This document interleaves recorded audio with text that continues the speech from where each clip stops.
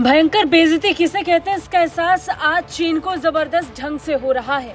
Britain में हुए एक सम्मेलन ने चीन को उसकी औकात याद दिला दी है। ऐसा लग रहा था कि मानो ये सम्मेलन जरूरी मुद्दों पर बातचीत करने के लिए तो था ही, लेकिन चीन को बेइज्जत करने के लिए भी रखा गया था। दरअसल ब्रिटेन में आर्टिफिशियल इंटेलिजेंस सुरक्षा शिखर सम्मेलन का आयोजन हुआ था, जिसमें दुनिया भर के कई देशों ने भाग लिया। लेकिन चीन की बेइज्जती तो तब हुई जब ब्रिटेन ने उसे विकसित और विकासशील देशों में अंतर बता दिया और आधिकारिक हैंडशेक या पारिवारिक तस्वीर से बाहर कर दिया। या हो सकता है ब्रिटेन ने ऐसा इसलिए किया हो क्योंकि आर्टिफिशियल इंटेलिजेंस को लेकर सबसे ज्यादा खतरा दुनिया भर के देशों को चीन से ही है। सिर्फ इतना ही नहीं, चीन को समान विचारधारा वाले प्रतिभागियों में सूचीबद्ध तक नहीं किया गया था, जिससे गुस्साए चीन ने दूसरे दिन की बैठक में शिरकत ही नहीं की। चीन पहले दिन तो बैठक में पहुंचा, लेकिन पहले दिन जिस तरीके का सुलूक चीन के साथ हुआ, उसके बाद वो दूसरे दिन की बैठक में नहीं पहुंचा। ब्रिटेन ने इन 2 दिनों में चीन की भयंकर बेइज्जती का जिम्मा उठाया था।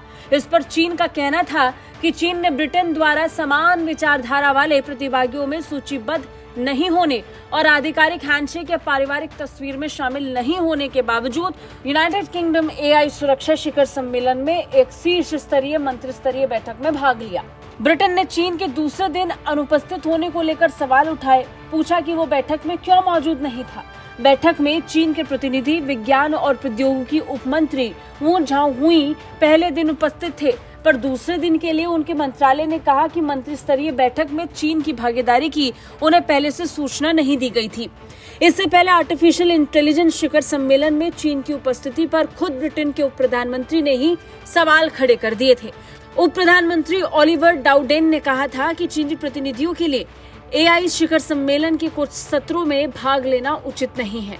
डाउडेन ने कहा, कुछ सेशन हैं जिनमें हम अपने जैसे विचारों वाले देशों के साथ काम कर रहे हैं, इसलिए वो उचित नहीं होगा कि चीन इनमें शिरकत करे।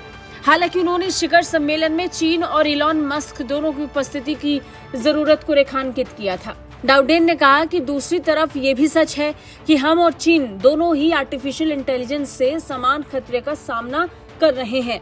कोई नहीं चाहता कि इसके सबसे बुरे दुष्परिणाम सामने आए। इस मायने से भी ये ठीक है कि हम चीन के साथ भी काम करें।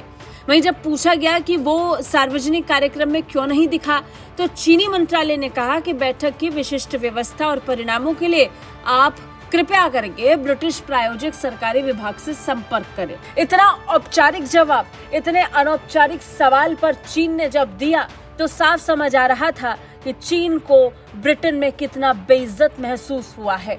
ब्यूरो रिपोर्ट, भारत तक।